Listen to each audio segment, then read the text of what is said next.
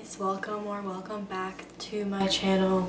In this video we are going to be doing a vacation style reading vlog where it even said like just the chapter was called Bad Days or something. About 58% of the way through Eleanor Oliphant.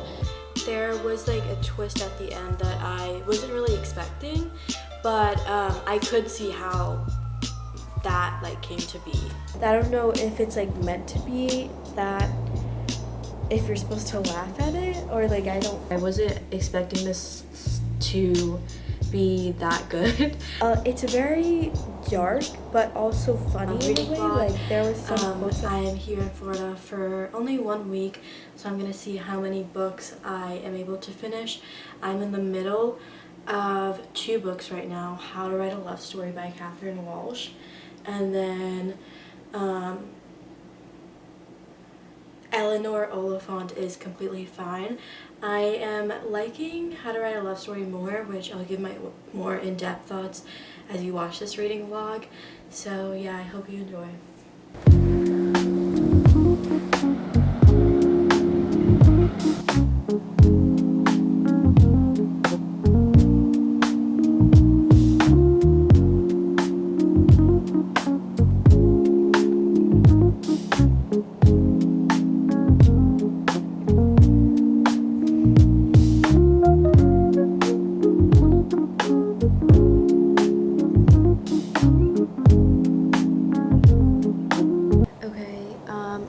As you guys saw, I'm about 58% of the way through Eleanor Oliphant, 53% of the way through How to Write a Love Story, and then since I just started Lost Lambs last night, I'm about 10% of the way through. I guess the one that I'm liking the most is probably How to Write a Love Story by Catherine Walsh. In this one, you're following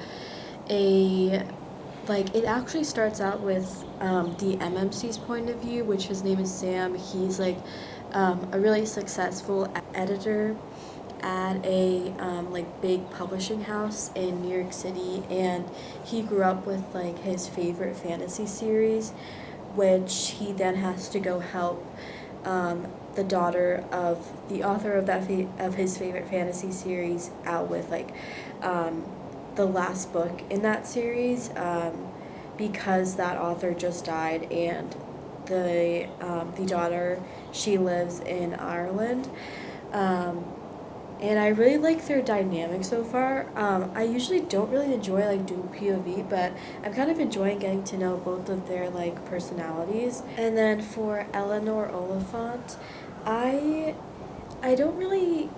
feel like I am liking it, but it's a bit hard to understand the writing style, I guess. It is easy, it's definitely easy to understand, but also the writing style, I guess, is different from definitely a regular romance book. This one is not a romance, it's more literary fiction, women's fiction, and you're following Eleanor, who struggles socially, and she just it's very witty and funny, but in a dark humor sort of way. You don't really know much about her past, other than I believe her mom is in jail, and then something happened with somebody close to her, either her sister or her cousin, and then she was also in an abusive relationship. So you get glimpses of that. But she is working at an office job, and she meets this new hire named Raymond, and he's very sweet. I really like his character, and he kind of gets her out of her shell, and kind of is showing her what it is like to be friends with somebody. I don't think they're going to be together, but I think they're just good friends right now. But I definitely feel it's interesting, but it's not my favorite. And then Lost Lambs, as I said, I'm 10% of the way through. It's very I don't know how to really feel about it. I don't know if I'm even going to continue it. I will have to see. I'll probably read more tonight, but I think you're following like three sisters and then their parents, or maybe just their dad, but it talks about like it's very dark but also funny in a way. Like there were some quotes that I highlighted that I don't know if it's like meant to be that, if you're supposed to laugh at it, or like I don't really understand um what, like, I guess it's more character driven instead of plot driven, because I don't really understand where the plot will go from here. And I guess you're also following the mother. They're in the process of a divorce, I believe. And so it's very dark. I don't know if I will continue it, but we'll see. I finished How to Write a Love Story by Catherine Walsh, and I actually really enjoyed it. I ended up giving it 4 stars, and I'll read my Fable review right now. So I said, I love this dynamic of editor and writer, and Catherine Walsh's writing style is so enjoyable. I usually don't like dual POV, specifically from the MMC side, but starting out with Sam's gave some more added depth to his character. I love that he loves his job so much and is such a fanboy to still give constructive feedback to Sierra. I don't know how to say her name, but even though he was developing feelings for her and was the person she needed during this change she's going through. I also was a bit annoyed that Maddie and Shane's like probable romance book was hinted at so many times, but at the end I did start to get more like invested in it, and possibly will pick up their book in the future when it comes out. And then I like added some quotes that I liked, but yeah, I'm really glad that I ended up finishing it. I feel like I like binged that, but I think it took like 3 to 4 days. But if you really love, I know she has some like holiday Christmas books out. I haven't read those yet, but I really want to. But this was just like a very like good like beach read, and the romance was very, I found it very enjoyable actually. I wasn't expecting this to be that good. But yeah. Okay, yesterday I also finished Eleanor Oliphant is Completely Fine, and I ended up giving it 3 stars. I feel like my thoughts were kind of mixed on it.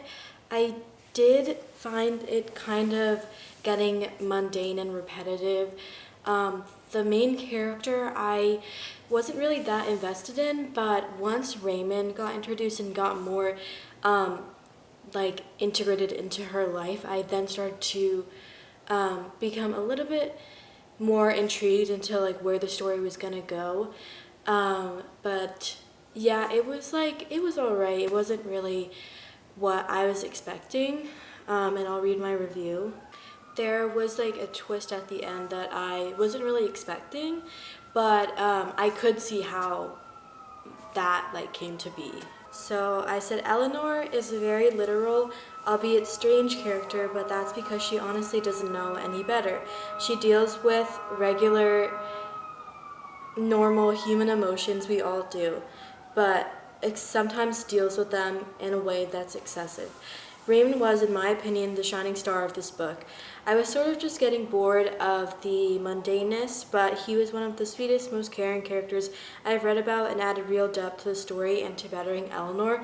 And to add on to that, like when Eleanor was in a very like dark point of her life, like there was a period in the book where it even said like just the chapter was called Bad Days or something like that, and she was just like very, very depressed. He like kind of could sense that something was wrong, and he just like showed up and was there for her, which he like definitely didn't have to do. And then I just added some quotes that I like that added to the story. But if you want to follow my Fable, it's always Zaha Sheikh, and don't really want to read the quotes because I feel like that'll spoil some of the plot.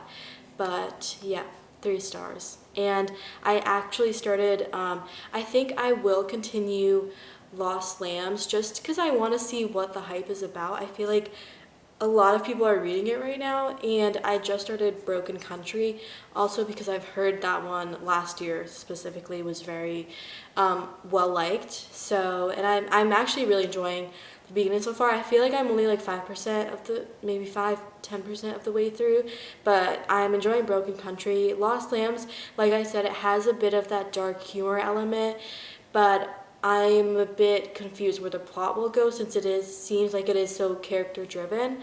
But I really just want to see like why people like it so much.